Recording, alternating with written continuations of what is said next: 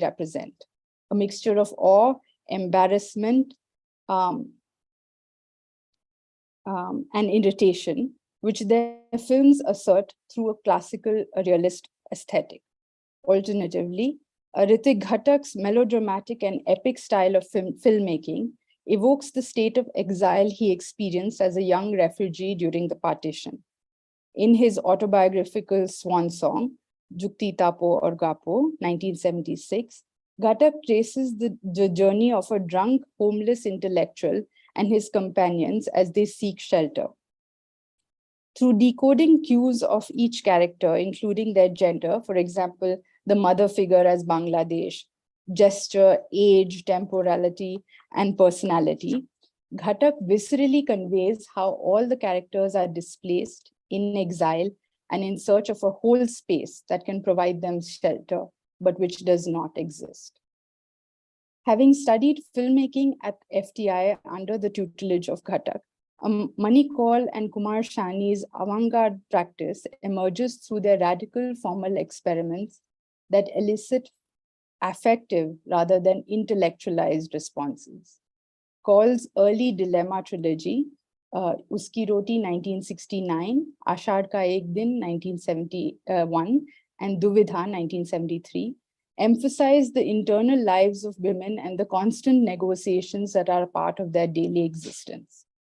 Through experimenting with different lens, the camera in Kaul's films assumes the perspectival look of the character, allowing the spectator to view the film world as an insider. Moreover, Kaul experimented with placing the characters in front of the camera to produce a subtle difference in experience. Just like each note in the musical octave evokes a particular feeling within a rag composition in the Indian classical music. In their non-fiction films, Kaul and Shahani avoided didactic strategies to educate the viewer on a particular subject, and instead drew attention to the limitations of the representation itself.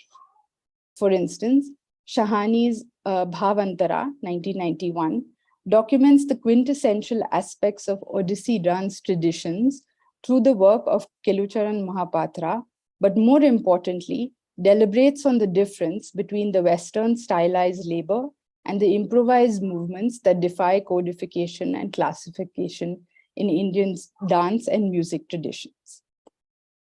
More recently, with the increasing mediation of our lived experience through display and screen technologies, the need for a phenomenologically inclined avant-garde becomes ever more urgent.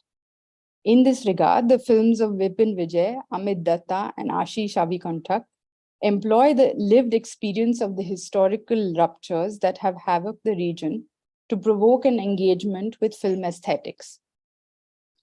Through a phenomenological interrogation of the material traces of the various media, these digital avant-garde filmmakers perceive the historical antecedents of the issues faced within contemporary film and media practices. For instance, Vipin Vijay conducts a rigorous media archaeology through collecting the oral histories of the radio in India in Hawa Mahal 2004, interrogating the shift from material culture, celluloid, to virtual reality, digital, in Video Game 2006, and viscerally conveys the early experiences of the internet in Chitrasutram, 2010. Amit Datta dwells on the artistic process to illustrate the intersubjective relationship that forms between the artist, the artwork, and the viewer-listener. Through an immersive journey into the paintings of the 18th century miniature painter in Nain-Suk, 2010, Datta contends with the aesthetical dilemmas that crop up in his own filmmaking practice.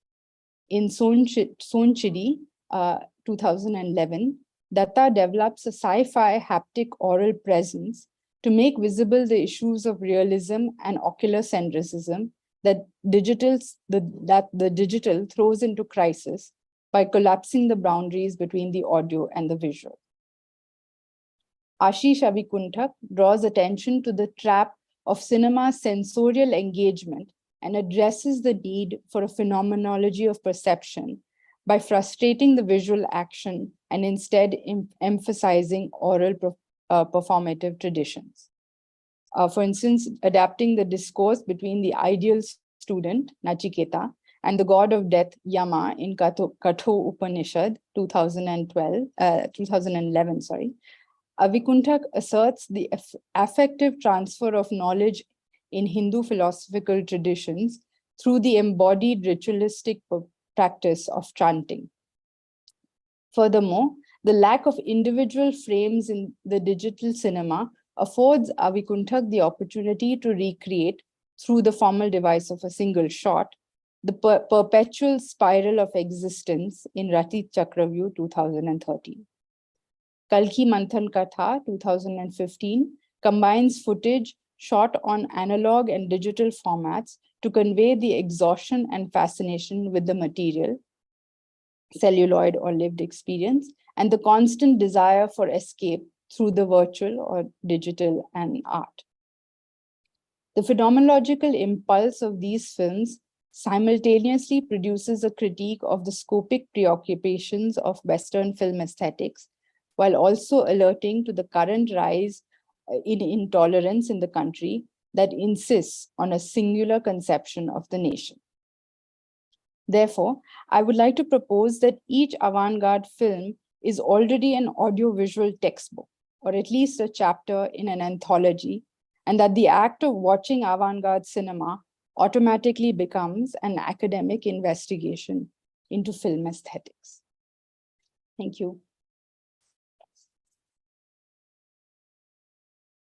So if I understood you right, Gauri, you are looking at avant-garde film as in some ways in dialogue with the kind of film that Piyush Roy has made, in the sense which is also invested in the question of what is Indian film making. So you're seeing that these two are in dialogue with each other. Is that why you took this detour in some ways into avant-garde cinema? Is that was that the purpose of why you discussed these films at some length? Yes, I would like to suggest that if we're trying to make films or documentaries that are like textbooks, that are audiovisual textbooks, we already have a mode of filmmaking such as the avant-garde that can be used as a textbook in some way for students to critically engage with issues of film aesthetics. And so I was just, because we've all already been introduced to issues of national cinema, that the fact that Indian cinema is not just one cinema, there are many worlds kinds of films in Indian cinema, and there's a diversity that we need to engage with and express. I think avant-garde cinema has already sort of explored these various dimensions. And I found that although in the film there were examples or vignettes from some of the films that I have talked about, going into it in a way that, or analyzing the films in a way that allows young scholars to understand the various kinds of aesthetics that we're talking about would be useful. And so that's why I was suggesting that maybe we could use avant-garde cinema in these film textbooks or anthologies. And I feel that there is a lack of scholarship or engagement with avant-garde cinema, especially in the Indian context. Okay, I think Gauri is making a demand, Dr. Piyush, for another kind of film from the one that you have made.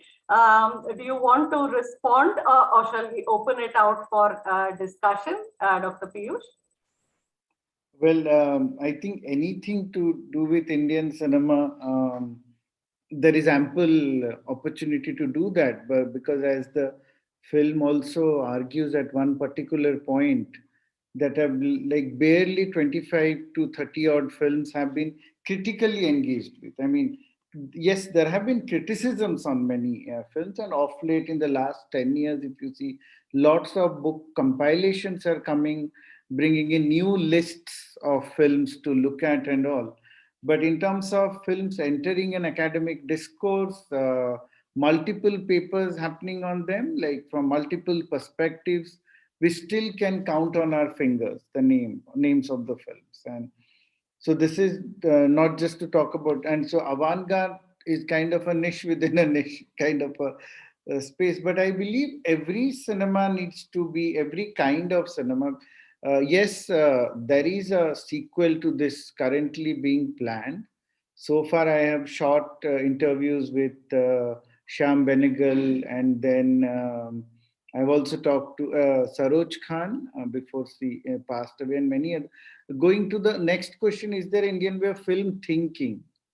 See, these are all very open-ended questions. For me, the trigger was when I first encountered Philip Lutgendorf's famous essay, I think, which has now become an iconic one in film studies. Is there an Indian way of filmmaking? And I think, as Gauri, you mentioned, these ideas of darshan and all that, he's bringing these way of how we look at cinema, how do we look at characters, how going to the theater is a ritual for many, and then you go to look at the synagogues and all. But again, the post COVID world has rapidly changed everything. Some of the things, when I was revisiting the film, I realized some observations are now becoming they are limited to a period now, because it's no longer Bollywood cinema anymore. I mean, Bollywood is no longer the dominant discourse or force or the place for ideas also. As I think at one point, Uma Dakuna is kind of lamenting that, this is a very tiny cinema that kind of uh, lends itself to as the ambassador for all Indian cinema. But thankfully that has changed now. So yes, and just coming back to that idea, what I mean by a visual textbook, as we all know in humanities, there is no one answer, there is no one perspective. And the idea is to gather the perspectives. As you can see, if you've seen the film, you have ideas and perspective coming from all sides. You have from the, to use the word left, right, center. So, and I don't want to take a stand, and that's why I have spoken to. So there is the Anupam Kher juxtaposed with the Siddharth Kak. That kind of choice. There is Rajamouli and there is Srijit Mukherjee. The Anjali Menon. When people. And I believe all of them are, and it was a conscious decision to not go the easy way out and just interact with filmmakers from Bollywood only. Normally that would happen. People land up in Bombay, talk to those few filmmakers, and then there is a narrative generated on pan-Indian cinema. Something to do with also like where this trigger comes in my years at Edinburgh. So I curated their first ever festival of Bollywood films at this space called the Film House, which is the world's continuously running oldest film society. They're 70 plus years old. And there, as going by the Duvidha Paheli analogy, people, when I curated films, and so first it was Bollywood, then Indian cinema. If it is a Bengali film, it's always a full house. If it is a musical Bollywood film, then there is a full house. Rest all other films don't get audiences. And what amazed me was that after a Om Shanti Om screening, there was a standing ovation for the film. And the same kind of reaction was there also for where three Bengali authors were being highlighted: Tapan Sinha, Ritvik Ghatak, and Satyajit Ray. Now, and also, like a lot of the time, where Indian cinema enters these spaces is through their art house circuit. So Devdas and all these films kind of entered through that circuit, not the mainstream cinema. So again, as you see, there are multiple different ideas, multiple different things happening. And I think Indian cinema is a great space right now. There's so much can be done, and so much to be explored. And I really like that idea, Gauri, when you're talking about how you did a shot by shot comparison. It's a brilliant thing to do. Like you pick up a Duvida and a Paheli, and then you ask the same story, how one should do that with Bimal Roy's Devdas and Shah Sanjay Leela Bansali's Devdas. And that itself, then the film becomes a visual textbook. Then you are actually practicing, or kind of identifying what you mean by different aesthetics, the parallel cinema aesthetics and the other cinema. Though of course I would more subscribe to the thing what in one of my interviews with Salim Khan, he says, I believe all art is art. There can be only good art and bad art.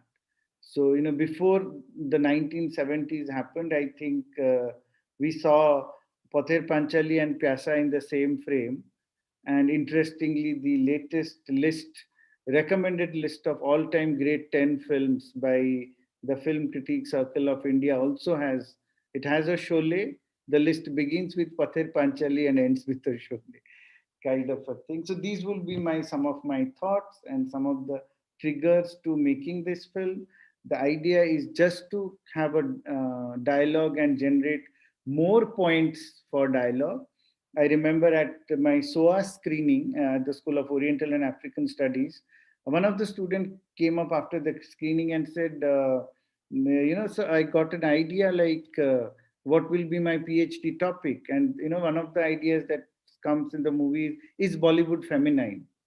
Like can we, if we gender films, if we gender nationalities in film and all that. So all these are ideas, and the film, I guess, throws up many ideas for more films, more research papers, more discussions. Thank you very much. The discussion is now open if anyone wants to come in. And just to, as people gather their thoughts, let me share my response to the film, Dr. Piyush. Actually, I thought that, some of the issues that the film is making, for instance, the subtle shift of emphasis from the sense that we have one cinema. So the homogeneity of a national cinema. I think that is a myth that, at least in the Western context, I think it's very important, given that so much research is happening, on Bollywood cinema, as if that is Indian cinema. So I thought that is a very important corrective. One that you're saying. It's not homogeneous. There are different kinds of cinemas. There is also no one aesthetic. I think that point comes out very well. Also, this sense of the specificity or difference of Indian cinema in terms of its genre. So is it so different that one doesn't even need to take it seriously?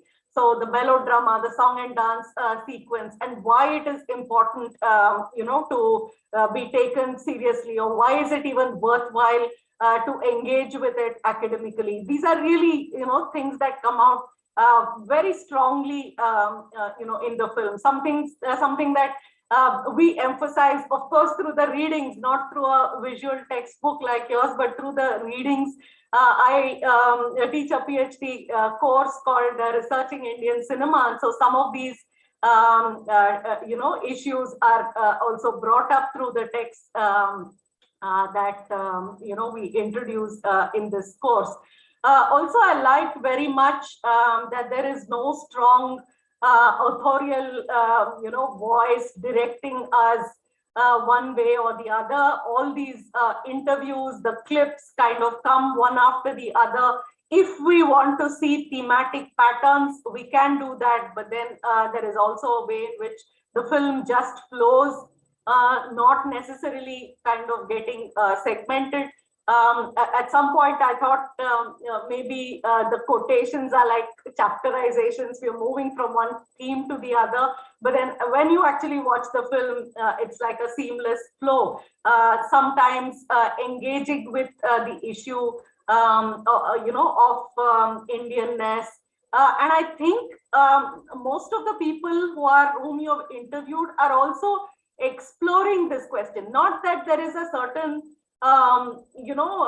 stated given answer to this question. So there's a certain kind of dialogue that they're also engaging with, and in the way in which you juxtapose these different interviews, I think that dialogue also emerges very well. So there's right and left and whatever doesn't really matter, because I think you're invested in a different set of questions altogether.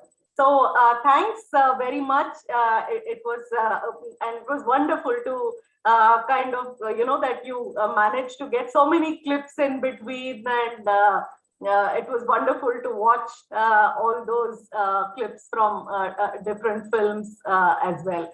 So this is my response. Now I'd like to open the discussion to others, those who have watched the film. You're welcome to respond, or if you want to respond to anything that has been said so far, you're most welcome to do that as well. Anyone? Yes, Geeta, please go ahead. Yeah, hi. Yeah, thank you, Dr. Roy. That was an interesting film. I certainly enjoyed watching it. The basic question that you raise, is there an Indian way of filmmaking, is of course a question that is an important question, and a question that has been raised again and again. And I was just wondering if we could, expand the process of filmmaking to the process of watching the film as well. Especially since you focus in this film on popular cinema, and given that most makers of popular films would say that, we give what the audience wants. So in that sense, I don't know if it is far-fetched, but the audience is also making the film in that sense. So I was wondering if, this question that you raise is something maybe that could have been put to the audience as well, rather than just, interviewing actors and filmmakers and the others. Dr. Roy, you are welcome to respond, but you don't have to feel obliged to Yeah, sure, right. answer everything. I mean, your film answers the way it should, but if you have anything to say, you're most welcome to go ahead. Yeah, no, I think every question makes me think again on the text, and that's how it should be. And I think the dialogue is what a filmmaker always wants. That's why. And see, the thing is, when you responding in whichever way, which means that it has somehow made you look at it and or maybe engage with certain of the things that it is asking. So quickly to add, but I was very mindful not to ignore our art house filmmakers. It's just like the clips that could be acquired, and it could. But you have Tia Kumjuk from Nagaland, who's a very emerging indie filmmaker. I've used his clips, and yes, your question was about why didn't I engage with the audience? A very valid question, but I think we have a lot of audience responses normally there on YouTube and all these spaces. But as Professor Rachel Doyer also says, that that's one area where Indian film cinema studies needs to look at. there is barely any study about audience. I mean, we generally capture them, capture the reactions, but what are they going through? That's the space where studies of stardom and other elements can also emerge. So it is a lacuna. But when I was conceiving the film, my focus was to look at to bring into the discourse of cinema and also to establish film studies. As you know, it's a very young discipline within humanity, still battling for its own identity. To look at cinema from the perspective of writers, from South Asianists, sociologists, mythologists, it's also a work to bring the engagement with cinema as a multidisciplinary discipline, the study of cinema. So that was what I was thinking when I have limited film industry voices, but I also connect with people who work on South Asia, people who are writers, authors, academics, critiques, so that a part of me is here also arguing that, it's high time we give film studies. Right now, if it's in the hierarchy of humanities disciplines, it is somewhere in the lower end because it's a new discipline. We always have to make a case for it, why somebody should study film studies. And so that was also part to say that this is a discipline where all other disciplines can be engaged with. So that was one. And of course, so many work has been done also there in the cinematic space, at least, where audience interviews are very often recorded because they are also easily accessible. But I think I'll take it as an input when I'm exploring my next film on film thinking. It could be good to bring in more audience voices, or maybe organize a little roundtable and take their voices on what they think on cinema, and then kind of throw those questions to the filmmakers and others I want to engage in that project with. So thank you for your observation. I think it's a very valuable observation. Thank you. Professor Krishnappa, yes, over to you. Thank you. I'm, as you know, is a rank outsider. I've been drawn into watching movies very recently in a systematic way by Dr. Roy himself. So while that may apparently a disqualification, but I see that it is very of high value to me. So I just want to make few comments. This is not questions. I have watched this movie. Another disadvantage I'm now having is that some time ago. And the impressions that I've stored in my mind is very powerful, in the sense that that's when I understood what Dr. Roy is up to, but possibly does not want to acknowledge himself. To me, his text came across as a very Wittgensteinian text, in the sense that it is very fragmentary.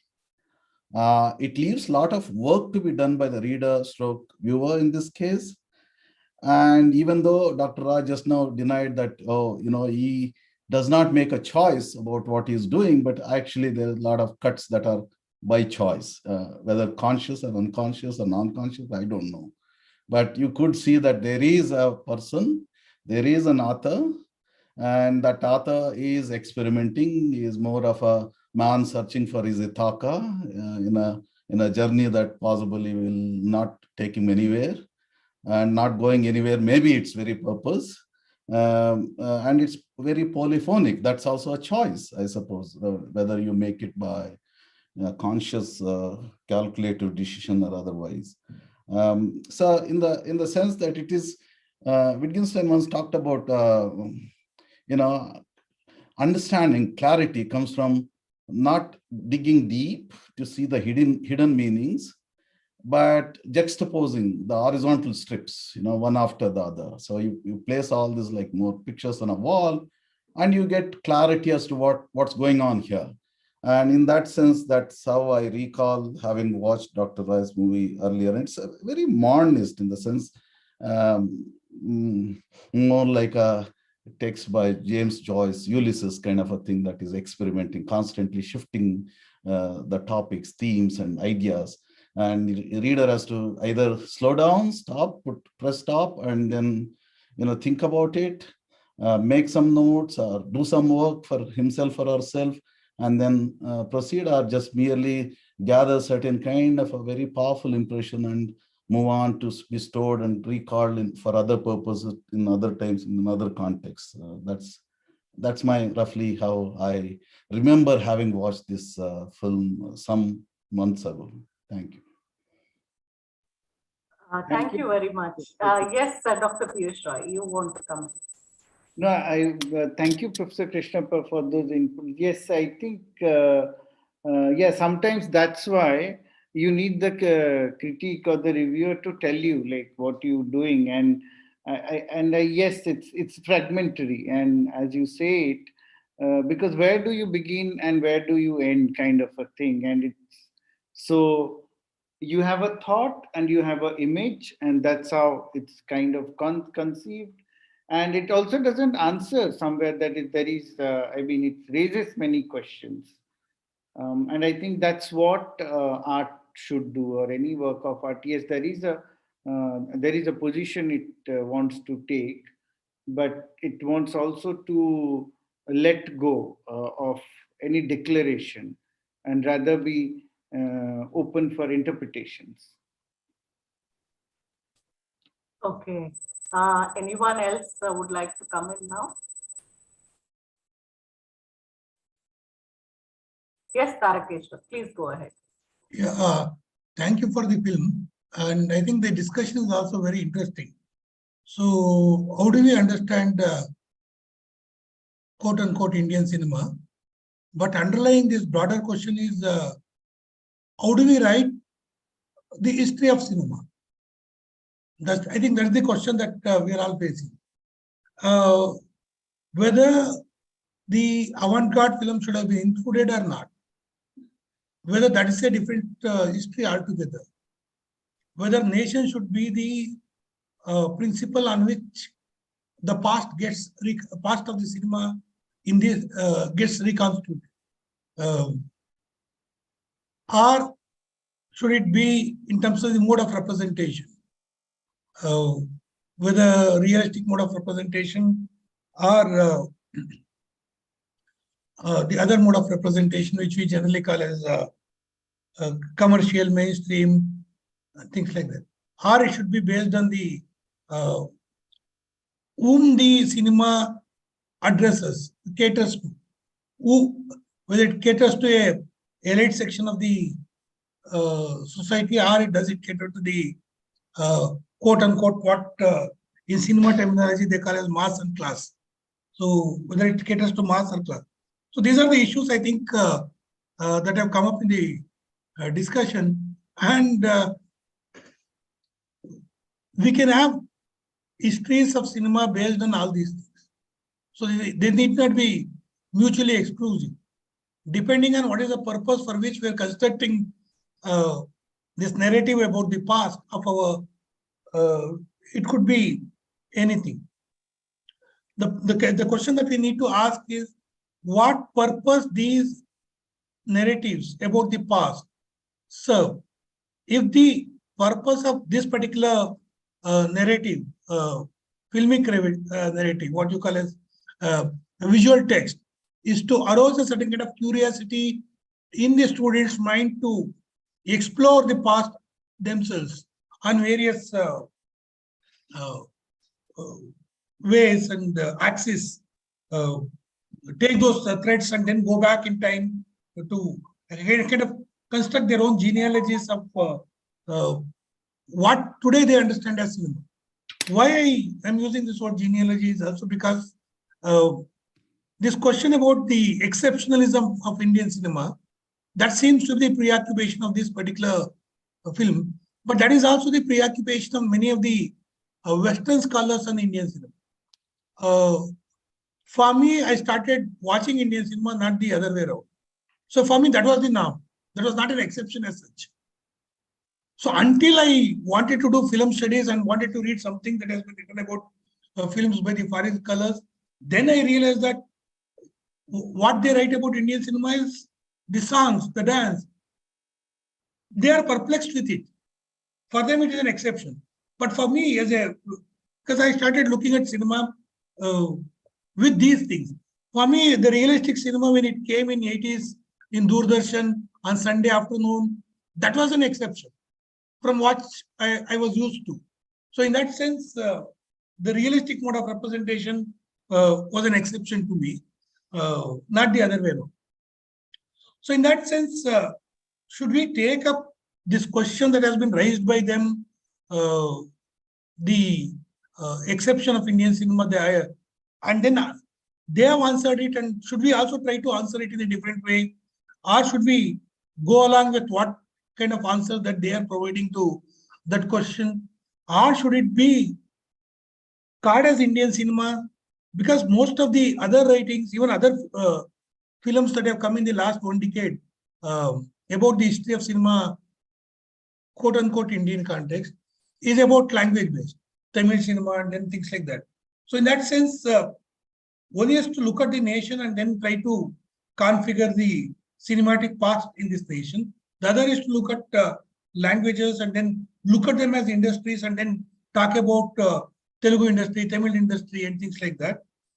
Or is it possible to think in terms of, because the linguistic base to write the film history also, I thought there's some problem with that. It is not so useful to me, as even they looking at India as a nation and then writing about it, because there are multilingual productions. The same house is involved in producing films in Tamil, Telugu, Kannada simultaneously, or with a gap of 1 year, 2 years, 4 years, that happened between 50 to 70. And this kind of multilingual production, if you have to see together, this linguistic histories even don't highlight these multilingual production practices that existed. If there are multilingual production houses, then how do we conceive industries based on language? That is another question I was worried about.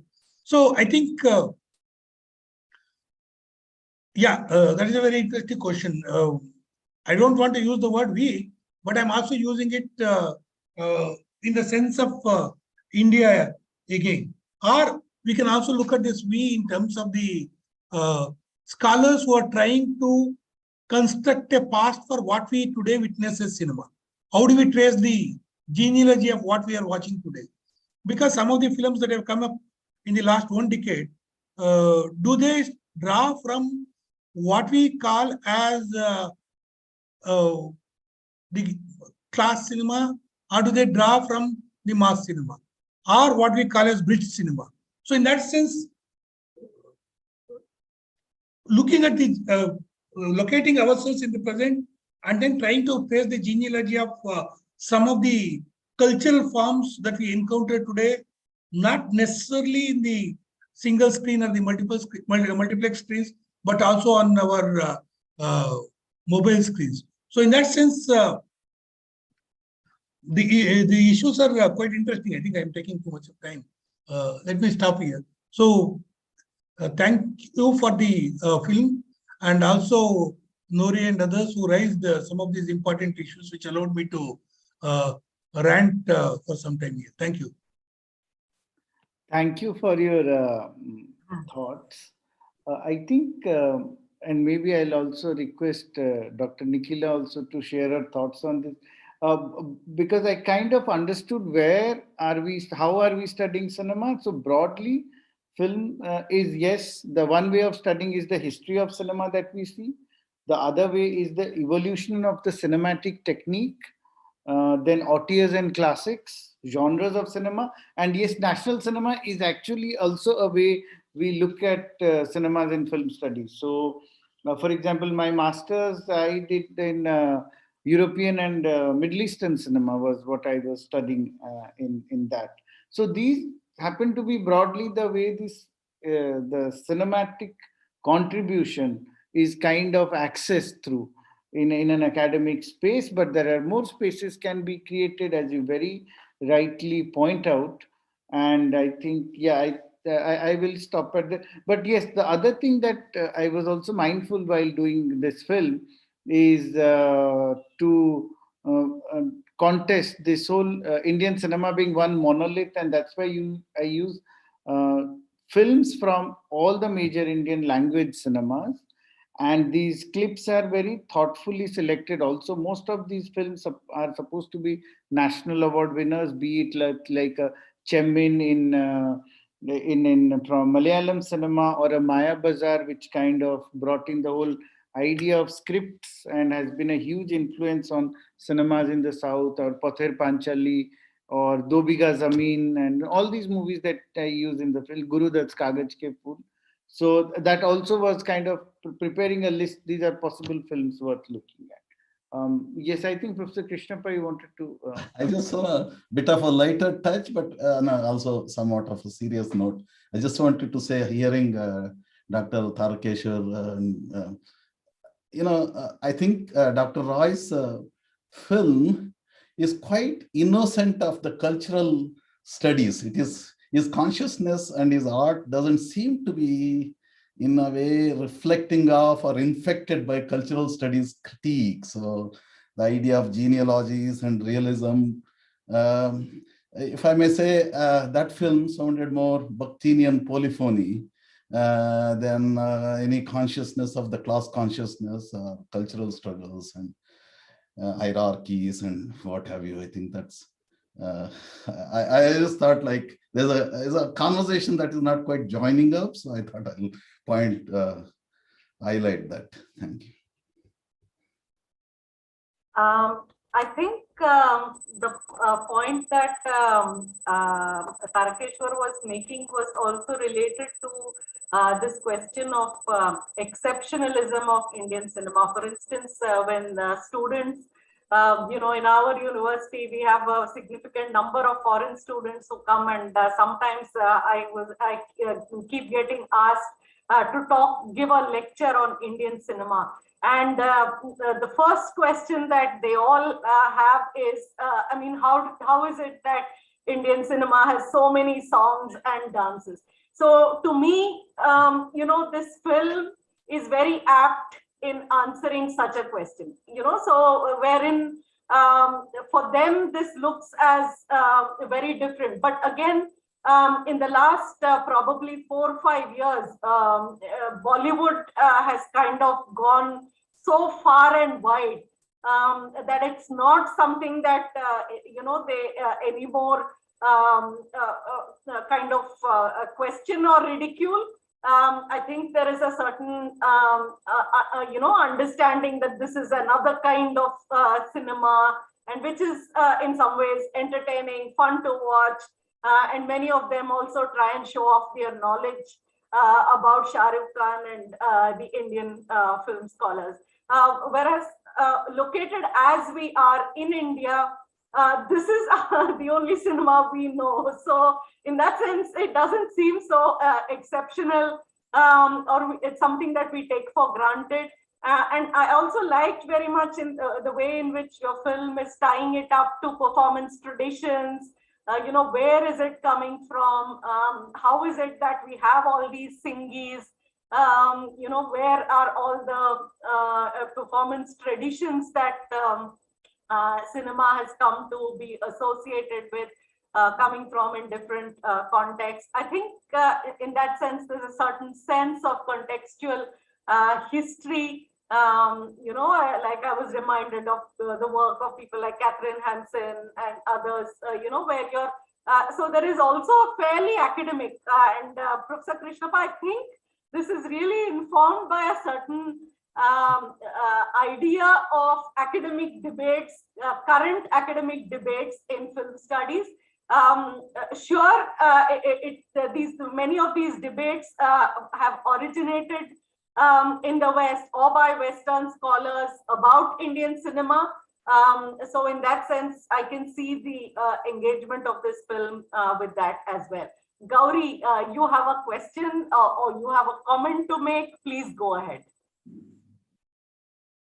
Yes, I just wanted to maybe also clarify my note and respond or add to Tarakeshwar sir's comment that the idea of an Indian cinema, and I think it's interesting for me to say this in with Nikhila ma'am right here, because it's something that we studied with her as well. So the idea of an Indian cinema is very interesting, or when anyone sort of talks about that, the classes of with Nikhila ma'am always come back to me, in the sense that a lot of the films that I had talked about critique the idea of the nation state, and critique it through aesthetics. The films of Manikal and Kumar Sani are pointedly sort of or are directed at the new cinema filmmakers and commercial filmmakers in the way that they are talking about the psychological realism rather than the physical or social realism that Satyajit Roy shows in Path Hai Panchali. So a lot of the films that, or a lot of the clips that we saw in Mr. Roy's film were still typically what one would consider Indian cinema, or what everyone would understand as Indian, even if they were not happy with the way that Satyajit Ray depicted that social reality.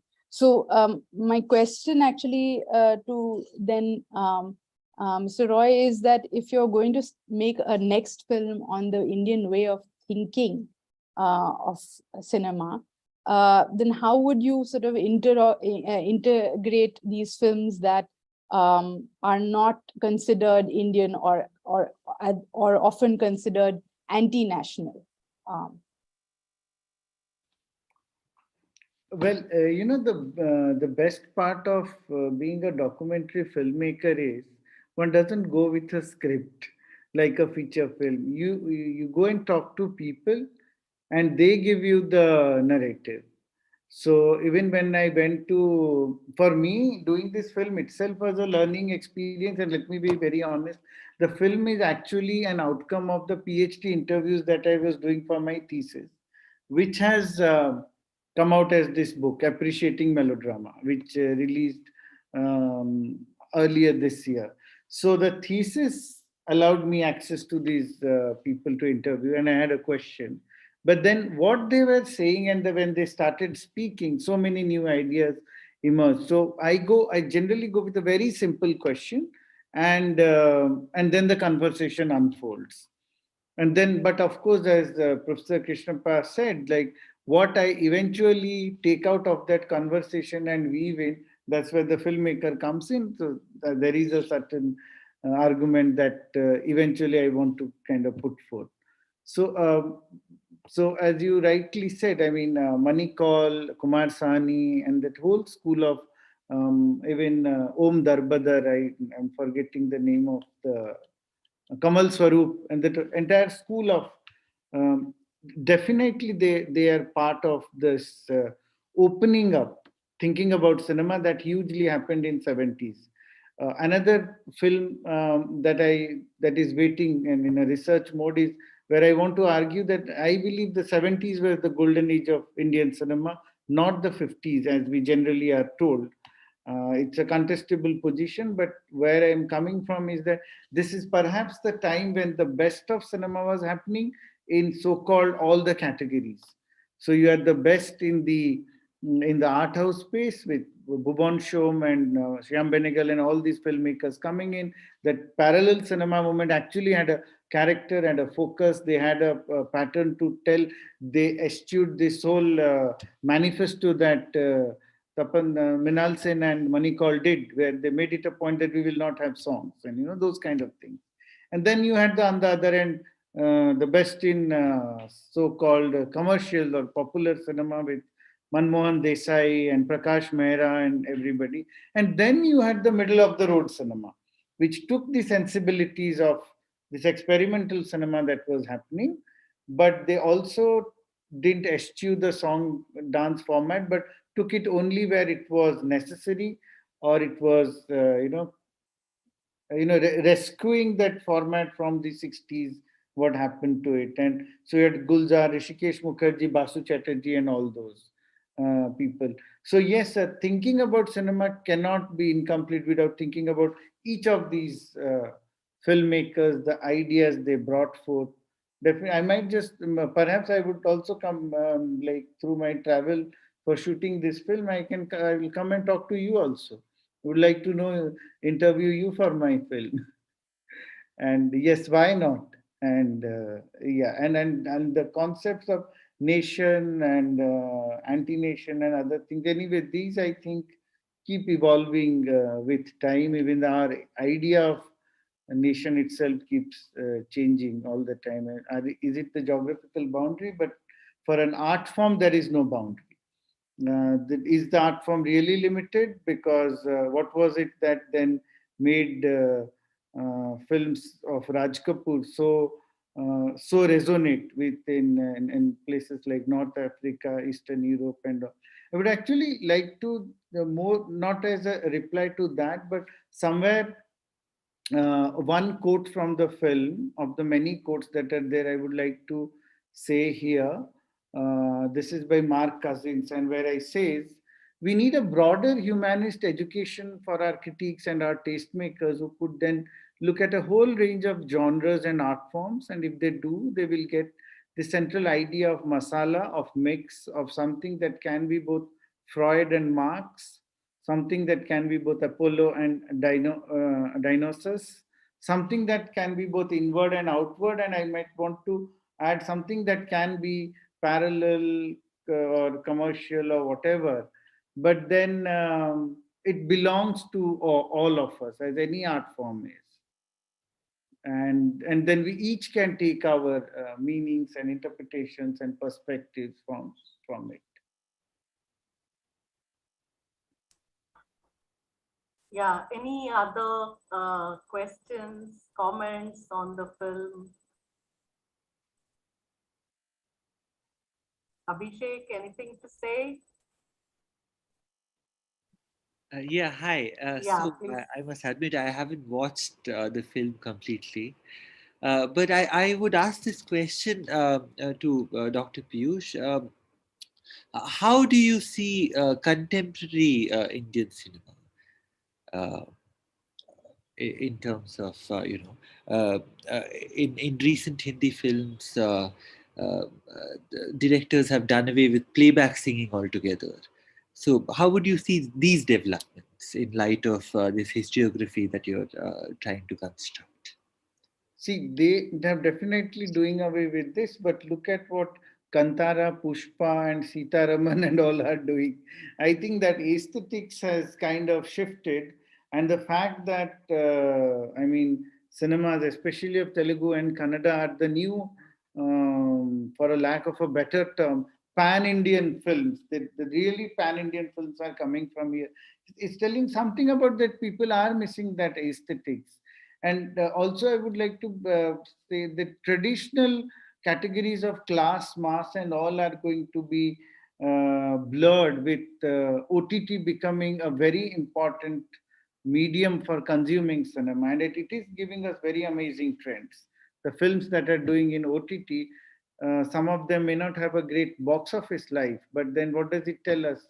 So you have the festival films, you have the OTT films, you have this is a very exciting time. But yes, now coming back to it, what Bollywood is kind of eschewing, and it also is showing in terms of its falling box office performances. But I think that aesthetics, that pan-Indian aesthetics, is somewhere kind of picked up by the other cinemas that are being the talk of both critical as well as popular acclaim.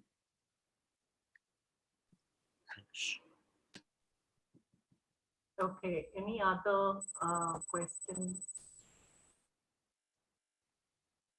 Yes, Professor Krishnappa. No, I just want to thank you for organizing this. Except that I just want to leave possibly a question hanging there. I come from a different tradition of thinking about these things.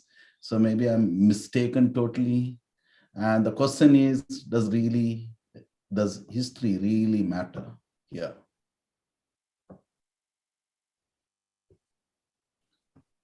And it's rhetorical in the sense I believe it doesn't.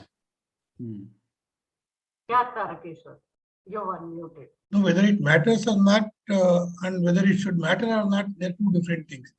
I would say that it should not matter, but it matters. That's the problem. We are weighed down by the past now. We are haunted by it. Whether it should or not is a different issue, I would say. And a quick question to Piyush Roy. As Krishna was saying, it was more polyphonic. So in that sense, you bring in both the class as well as mass films together in this narrative. Though the larger question that the narrative explores is about Indian exceptionalism, but in the case of Bengali, I saw only Ghatak and Ray and the class. The mass films of Bengali was not there. So I was wondering, and I haven't come across many papers also talking about it from Bengal. While we talk about the mass films, mass heroes in South Indian languages, even in other North Indian, quote unquote, the other Hindi cinema, Bhojpuri, but I haven't seen much papers about the popular cinema in Bengal. Even in this film, it was absent. So just curious to know about it. I think that's an interesting observation, worth exploring. But yes, the popular is kind of balanced by Srijit in the film. You know, the maker of Raj Kahini, and he's also one of the interviewees in the film. He would be in that space. I mean, he's one of the most popular filmmakers in Bengal today, and also very prolific. So That's why it occurred to me that theoretically he was saying something, but the examples of Bollywood cinema that came on the screen were not matching with that, what he was saying. The defense of a particular kind of film that he was making in his talk. Right. Yeah, definitely more work needs to be done in that area, for sure. Popular Bengali cinema, Uttam Kumar, Suchitra Sen, and I think Tarakeshwar is also talking about all those remakes that I think many Bengalis are kind of ashamed of, all the remakes from Telugu and South Indian cinema that is now, I think, coming to flood Bengali cinema. So in that sense, the moment we say Bengali, it seems as if Ghatak and Ray are the ones who get showcased than many others. In terms of audience reception, I also liked all those audience shots that you incorporated. The Pal Abhishekam, the Milk Abhishekam shots and all that are so characteristic of star cinema.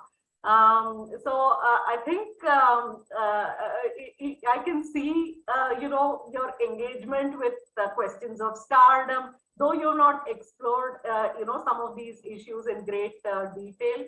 The question of stardom in Indian cinema and this sense of larger than life, and also this deification of the star figure that happens in Indian cinema. So I found that all those quite interesting. So as Geeta was suggesting, history of Indian cinema, which would be a history of reception of cinema, would I think be wonderful, in terms of just looking at the way what cinema means in a social milieu, or cinema as a social institution. Yeah. Any other questions? Any other points? Sanjay, would you like to come in? Rajan? Sahil? These are the names I know, so I'm calling them out. Or we can call it a day also. Tarakeshwar?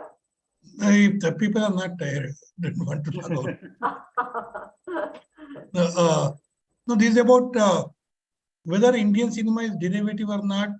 This film, and then the argument says it is not derivative. It is of its own. So in the similar way, the remakes are also need to be studied. They're not derivative. We don't have to think them as derivative.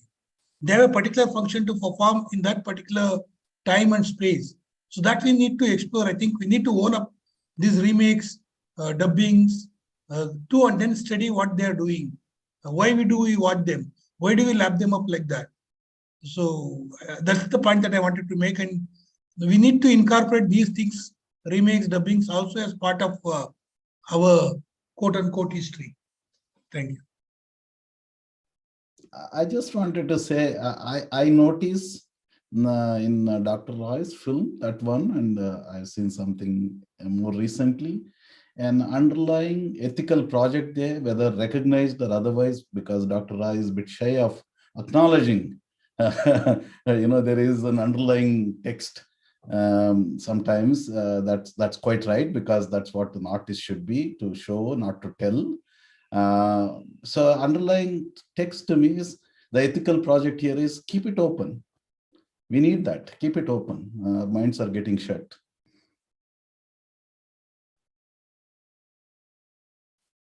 Yeah. So if there's nothing else, no one else has anything to say, I think we'll end with Professor Krishnappa's sage words. And I thank Dr. Piyush Roy, first of all, for making available the film to us, to TFO, for all of us to watch, and also being part of this interesting discussion. Ours is always a late night discussion, and we sometimes go on almost till 11 o'clock. I think Dr. Piyush Roy was a little concerned how long this would go on. I hope we have wound up well in time, Dr. Piyush. Thanks very much, Gauri, for bringing in your work in conversation with the film. Thanks to all who have joined the discussion today. We hope to see you for next week's discussion as well. We meet every Saturday at 9 p.m. To discuss a pre-decided film. So thank you all very much for joining, and have a nice weekend. Good night. Thank you, Dr. Piyush. Thank you. Thank you very much. Thank you, everybody. Thank you.